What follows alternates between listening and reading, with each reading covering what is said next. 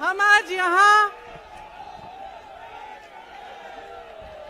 सुनाई दे रहा है?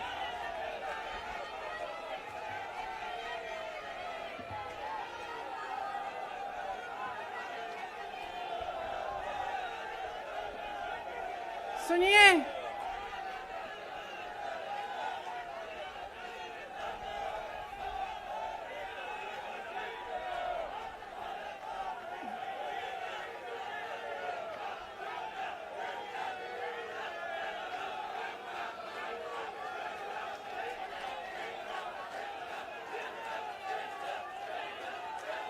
अब बोलूं? इजाजत है? मेरे यूपी के भाइयों, बोलने दो। देखिए, यहाँ पे बैठे हुए मेरे मन में एक पुरानी बात आई। 32 साल पुरानी बात है। मई 1991 की बात है। मेरे पिता की शव यात्रा तीन मूर्ति भवन से निकल रही थी। अपनी मां के साथ और अपने भाई के साथ हम एक गाड़ी में बैठे थे। सामने भारतीय सेना की एक ट्रक थी, फूलों से लदी हुई थी।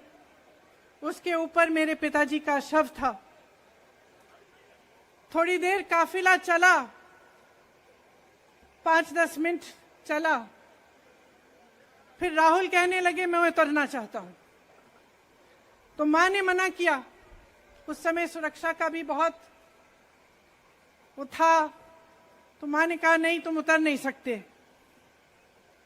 राहुल ने जिद की, नहीं मैं उतरूंगा। मैंने मां से कहा मां उतरने दो। राहुल गाड़ी से उतरा। उस सेना की ट्रक के पीछे खड़ा होके चलने लगा और तीन मूर्ति से लेके कड़ी धूप में अपने पिता के जनाजे के पीछे पीछे पैदल चलते चलते चलते चलते यहां पहुंचा। इस जगह से कुछ 400-500 गज दूर यहां पर मेरे शहीद पिता के अंतिम संस्कार मेरे भाई ने किए।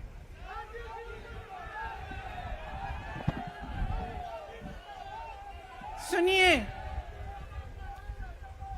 वो चित्र मेरे दिमाग में अभी भी है, मेरे मन में है। मेरे पिता का शव इस तिरंगे झंडे में लपेटा गया था। इस तिरंगे के नीचे मेरे पिता का शव था और उसके पीछे चलते चलते मेरा भाई यहां आया। उस शहीद पिता का अपमान भरी संसद में किया जाता है।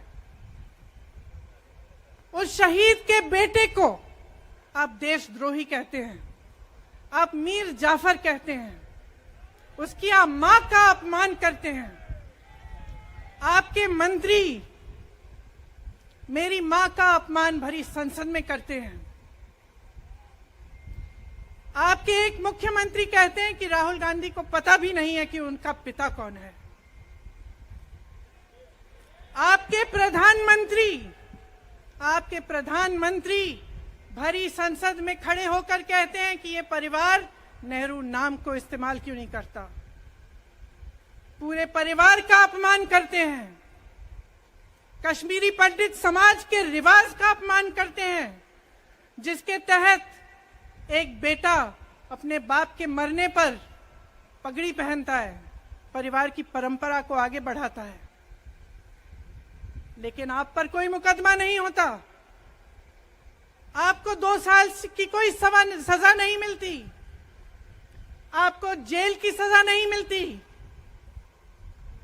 आपको संसद से कोई बाहर नहीं निकालता, आपको मना नहीं करता कि 8 सालों के लिए आप चुनाव नहीं लड़ सकते।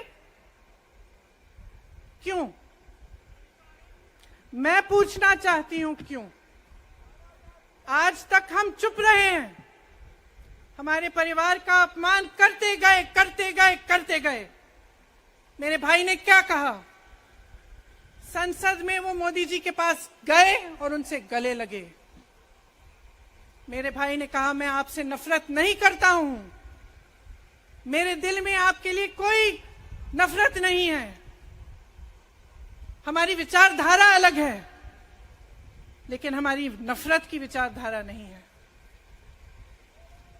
तो मैं पूछना चाहती हूं, एक आदमी का कितना अपमान करोगे, कितना अपमान करोगे? क्या यही है इस देश की परंपरा? आप परिवारवादी कहते हैं, तो भगवान राम कौन थे? भगवान राम को वनवास में भेजा गया, उन्होंने अपने परिवार, अपनी धरती के प्रति अपना धर्म निभाया। क्या भगवान राम परिवारवादी थे? क्या पांडव परिवारवादी थे कि वो अपने परिवार की संस्कारों के लिए लड़े? और हमें क्या शर्म आनी चाहिए कि हमारे परिवार के सदस्य शहीद हुए इस देश के लिए, कि इस झंडे में उनका खून है, इस धरती में उनका खून है, इस देश के लोकतंत्र को मेरे परिवार के खून ने सींचा है। और जो सोचता है कि हमें अपमानित करके हमें डराएंगे, हमें धमकाएंगे, जो सोचता है कि तमाम एजेंसियों को लगाकर हम पे छापे मारकर हमसे कुछ भी कर ले, हमको हमें डराएंगे, वो गलत सोचते हैं। हम डरने वाले नहीं हैं। हम और मजबूती से लड़ेंगे। हम इस देश के लोकतंत्र के लिए कुछ भी करने के लिए तैयार हैं। इस देश के लोकतंत्र को, इसकी नींव कांग्रेस पार्टी के महान महापुरुषों ने डाली है। कांग्रेस पार्टी लड़ी इस देश की आजादी के लिए, और आज भी इस देश की आजादी के लिए ही लड़ रही है। कभी कभी मैं सोचती हूं, मुझे समझ में नहीं आता कि पब्लिक क्या सोच रही है। क्या देख नहीं रही है क्या हो रहा है? क्या आपको दिख नहीं रहा है कि आपकी सारी संपत्ति लूटी जा रही है, एक आदमी को दी जा रही है, गिने चुने उद्योगपतियों को सब कुछ दिया जा रहा है? किसकी संपत्ति है? ये राहुल गांधी की संपत्ति है,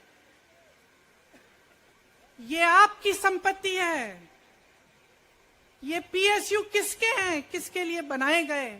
आपके लिए बनाए गए, जो ऐसे एक के बाद एक इनको बेचे जा रहे हैं, दिए जा रहे हैं।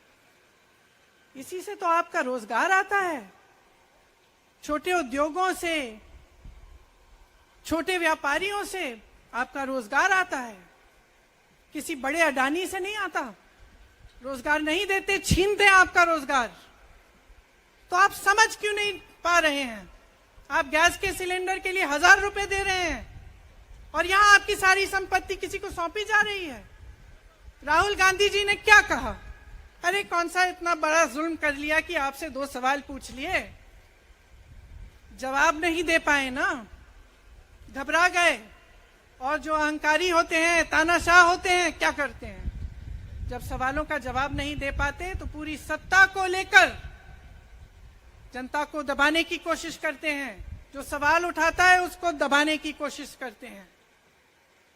आपने कभी सोचा है, आंखें खोलिए, आपने कभी सोचा है कि ये पूरी सरकार, ये सारे मंत्री, ये सारे सांसद एक आदमी को बचाने की क्यों इतनी कोशिश कर रहे हैं?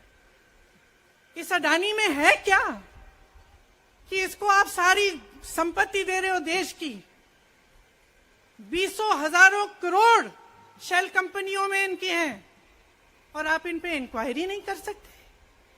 ये अडानी है कौन कि आप सब उनका नाम उठते ही बौखला जाते हैं और उनको बचाने में लग जाते हैं?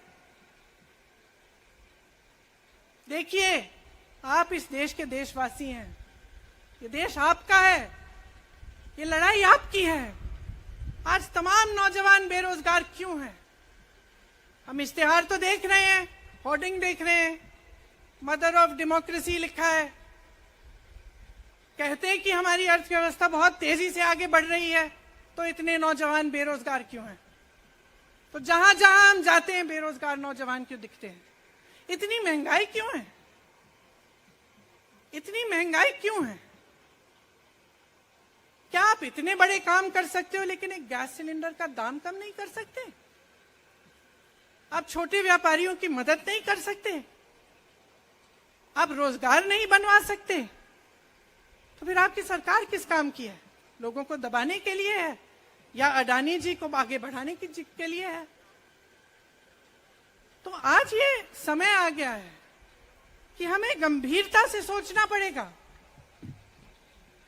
ये सरकार पूरी कोशिश करती है कि आपका ध्यान भटकाया जाए। अब आप सोचिए, कन्याकुमारी से कश्मीर तक एक आदमी चला, उसके साथ लाखों लोग चले। क्या पैगाम लेके चला? किस लिए चला? उसके दिल में क्या भावना थी कि लाखों लोग देश भर से उससे जुड़ के चले? समता, एकता की भावना थी। आज आपके सारी मीडिया, आपके सारे मंत्री, आपके सारे सांसद, आपके सारे कार्यकर्ता कह रहे हैं कि राहुल जी ने विदेश जाकर देश का अपमान किया, राहुल जी ने एक वर्ग का अपमान किया। क्या एक आदमी जो कन्याकुमारी से लेकर 5000 किलोमीटर कश्मीर तक चल के ये रोज रोज कहता है कि इस देश को एक होना चाहिए, सबको समान दृष्टि से देखना चाहिए, क्या ये आदमी देश का अपमान कर सकता है? क्या ये आदमी एक वर्ग का अपमान कर सकता है? तो ये आदमी क्या कर रहा है? ये आपकी आवाज उठा रहा है। ये क्या कह रहा है? कह रहा है कि गरीबों को अपना हक दो, नौजवानों को अपना हक दो, महिलाओं को अपना हक दो। यही तो कह रहा है। और हक क्या है? हक ये है कि जो आपका है वो आपके हाथों में जाना चाहिए, किसी बड़े उद्योगपति के हाथ में नहीं, जो प्रधानमंत्री जी के मित्र हैं। ये है आपका हक। उसी हक की लड़ाई लड़ रहा है। तो आप समझिए, ये एक इंसान की बात नहीं है, ये एक राहुल गांधी की बात नहीं है, ये पूरे देश की बात है। जब हम कहते हैं लोकतंत्र को बचाना है, तो हम किस बात को बचाने की कह रहे हैं? क्या कह रहे हैं हम? लोकतंत्र क्या होता है? खुल के जवाब मांगो, सवाल उठाओ। यही तो लोकतंत्र है कि आपको कोई आपत्ति है, कोई समस्या है, आप किसी के पास जाकर अपना हक मांग सकते हैं। आप कह सकते हैं, भाई हमारे लिए ये क्यों नहीं किया, इतनी महंगाई क्यों है, हमारे लिए रोजगार क्यों नहीं बनाए। लेकिन आज यही हक आपसे छीना जा रहा है और आपका ध्यान इधर उधर भटकाया जाता है और इतनी चीजों को फैलाया जाता है जो सच नहीं है, झूठों को फैलाया जाता है। आप सोचिए, राहुल गांधी दुनिया के सबसे बड़े जो शिक्षा के संस्थान है वहां से पढ़ के आए हैं। हार्वर्ड और कैम्ब्रिज की उनकी डिग्री है। कैम्ब्रिज से उन्होंने इकोनॉमिक्स में मास्टर्स डिग्री, एमफिल डिग्री उनको मिली। आप उसको पप्पू बनाते हैं। पूरे देश भर में आपकी सहायता के साथ मेरे मीडिया के दोस्तों, डिग्री आपने देखी नहीं, सच्चाई आपने देखा नहीं, उनको पप्पू बना दिया। फिर पता चला कि ये पप्पू तो यात्रा में निकल आया और पता चला कि ये तो पप्पू है ही नहीं। इसके साथ तो लाखों लोग चल रहे हैं। ये ईमानदार भी है, ये सब बातों को समझता भी है, ये जनता के बीच जा रहा है, जनता की समस्याओं को सुन रहा है, तो जनता इसके साथ चली जा रही है। तो घबरा गए कि राहुल गांधी ने संसद में वो सवाल उठाए जिनका उनके पास जवाब नहीं है।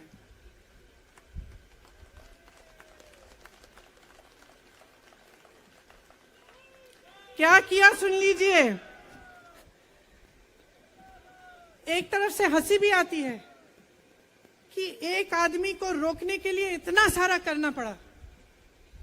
जिस आदमी ने राहुल जी के खिलाफ सूरत में कंप्लेंट लगाई, आपको मालूम है कि पिछले साल उसने खुद कचहरी में जाके बोला इस पे आप स्टे लगा दीजिए। 1 साल के लिए अपने ही केस पे स्टे लगवाया। फिर वापस कब गए केस खुलवाने के लिए? राहुल गांधी के संसद में अडानी पे के भाषण देने के 1 हफ्ते बाद। 1 हफ्ते बाद वो आदमी वापस जाता है, कहता है केस खोल दी, सुन लीजिए अब हम तैयार हैं। 1 महीने के अंदर अंदर जज कह देते हैं कि राहुल गांधी को 2 साल की सजा मिलेगी। आपने देखा इस देश में कितने केस हैं कि जेल में 10 साल के लिए पड़े रहते हैं, उनकी सुनवाई नहीं होती। ये तो सुनवाई भी फट से हो गई, जजमेंट भी फट से हो गई, सजा भी फट से हो गई। और आपने कह दिया अगले दिन कि 8 सालों के लिए ये चुनाव नहीं लड़ सकते, संसद से बाहर कर देंगे इनको। वाह वाह वाह वाह वाह वाह, बहुत धैर्य है आप में। अरे कायर हैं, कायर है इस देश का प्रधानमंत्री। लगा दो केस मुझ पर, लगा दो केस मुझ पर, जेल ले जाओ मुझे भी, लेकिन सच्चाई ये है कि इस देश का प्रधानमंत्री कायर है।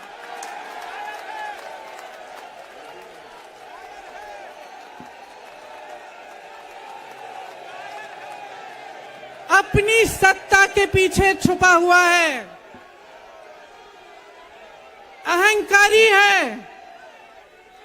और इस देश की बहुत पुरानी परंपरा है, इस देश की बहुत पुरानी परंपरा है, हिंदू धर्म की पुरानी परंपरा है कि अहंकारी राजा को जनता जवाब देती है। और इस देश की बहुत पुरानी परंपरा है कि अहंकारी राजा को ये देश पहचानता है। मेरे परिवार ने मुझे एक चीज सिखाई है कि ये देश दिल से बोलता है और दिल से सुनता है। ये देश सच्चाई को पहचानता है। और मैं जानती हूं कि आज वो दिन है जब से सारा कुछ बदलने लगेगा।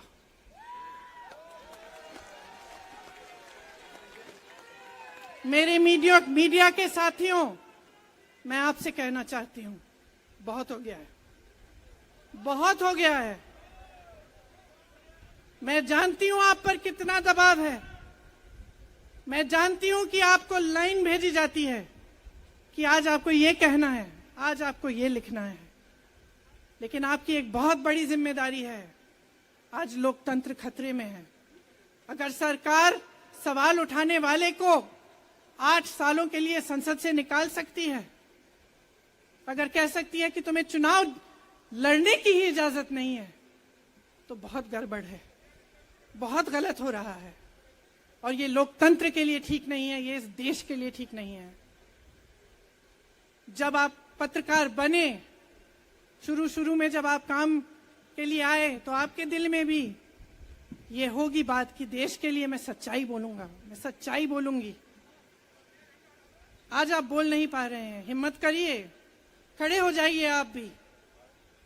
और जैसे खड़गे जी ने कहा कि तमाम पार्टियों ने आज अपनी आवाज उठाई है, उनका हम सब धन्यवाद देते हैं।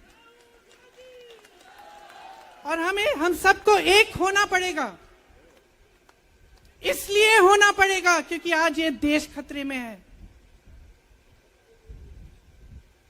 आज इस देश की सारी संपत्ति एक आदमी को सौंपी जा रही है और उस आदमी को बचाने के लिए पूरी सरकार खड़ी हो जाती है। बहुत गलत हो रहा है। अगर आज मेरे भाइयों और बहनों आप इसको पहचान नहीं पाएंगे तो इस देश को बहुत खतरे में डाल देंगे। इसीलिए यहां खड़े हुए महात्मा गांधी जी की समाधि के कुछ ही गज दूर खड़े हुए मैं आपको याद दिलाती हूं कि कितनों ने इस देश के लिए अपना खून बहाया है, कितनों ने इस देश की धरती, इस देश की आजादी के लिए अपना खून बहाया है। ये अफसर हैं यहाँ तैनात खड़े हैं, इसी तरह से इनके भाई सरहद पे खड़े होते हैं हमारे लिए, आज भी अपना खून बहा रहे हैं। क्या इसके लिए? क्या अडानी जी के लिए? कि अपने देश के किसान के लिए, अपने देश के गरीब के लिए, अपने देश के छोटे व्यापारियों के लिए, महिलाओं के लिए, अपने बच्चों के भविष्य के लिए हम सब अपनी जान देने के लिए तैयार हैं। तो मैं आपसे आग्रह करती हूं, मेरे देशवासियों, आंखें खोल लो, समय आ गया है, डरो मत। राहुल गांधी के शब्दों में डरो मत, इनका सामना करने का समय आ गया है। एकजुट हो जाओ, सामना करो, इस देश की सच्चाई को उभारो, इस देश की एकता को बनाए रखो और इस देश को आगे बढ़ाओ। जय हिंद, जय हिंद, जय हिंद।